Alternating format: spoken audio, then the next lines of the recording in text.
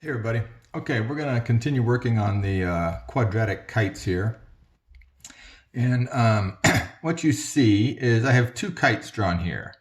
And you might notice that the two kites are the same. But this top kite is going to be um, either a quadratic kite or it'll be a linear kite, like the old kites that we were doing at the beginning of the semester. And then the bottom one will either be a quadratic kite or a linear kite, like we're doing at the beginning.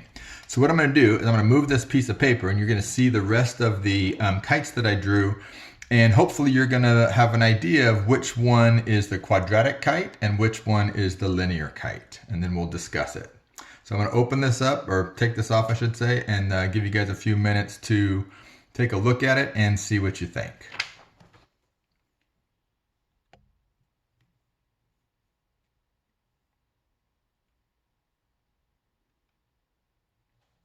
Okay, so when you look at these, which one do you think is the quadratic? Do you think the top one is the quadratic, or do you think the bottom one is the quadratic? And as usual, no matter what you would say to that question, my response would be, why do you think that? So when you're looking at these, what are you looking at to determine if it's a quadratic or not?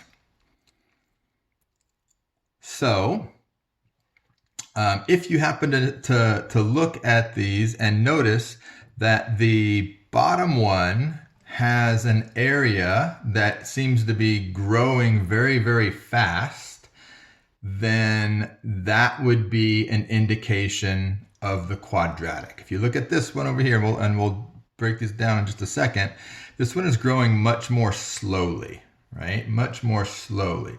The top is growing the same. So here I have 3 going across top, 3 across top, 3 across the top. Here I got, 3, 4. Here I have 3, and now I have more, and then now I have even more, right? So, okay, so we're going to take a look at that and see if we can figure out why this one is a quadratic. So what I'm going to do is I'm going to go ahead and color code it, and color code it how I see that it is changing each time, okay?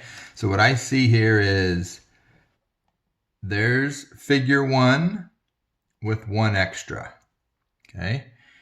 Here is figure 2 with 1 extra, and I happen to have 2 of those. And here is figure 3 with 1 extra, and I happen to have 3 of those, okay? So that's that. And then going this way, I see that I have figure 1 and 1 extra, and figure 2 and 1 extra, and over here I have figure 3 and 1 extra. So, okay, so I see that it's, that those are changing consistently, I should say, right? So I got the pink section and the blue section.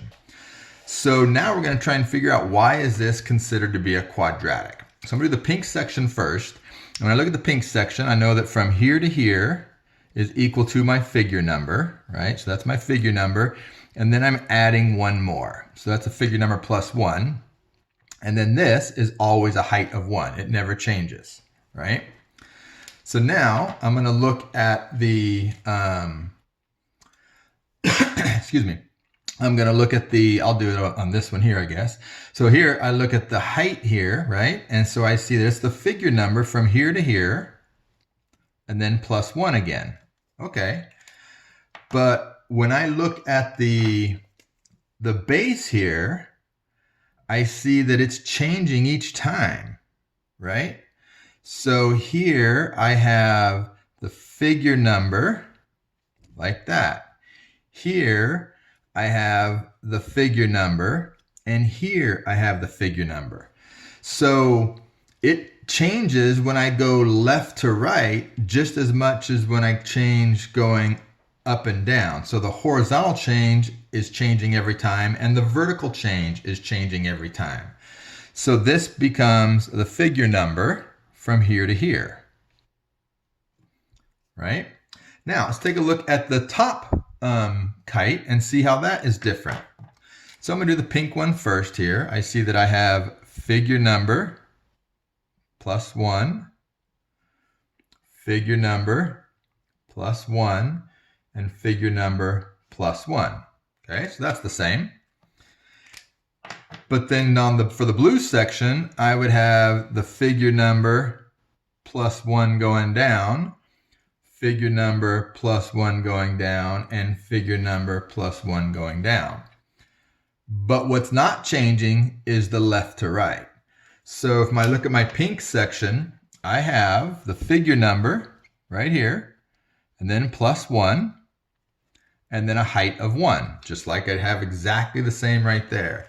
Now looking at the blue, I have the figure number plus 1, just like this, but the difference is the horizontal length is not changing every time. Here it goes from 2 to 3.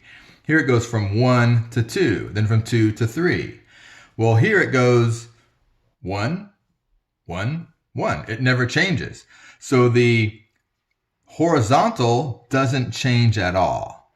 So that's the difference between a quadratic kite and a linear kite, is that the linear kite is only going to have a colored section change in one direction, either the vertical direction or the horizontal direction. Both of these, red or pink and blue, are only changing in one direction. We're down here for the quadratic kite, we have this rectangle is changing both from figure 2 to figure 3. It's changing from left to right. It's adding 1 each time. And it's also changing the height by adding 1 each time.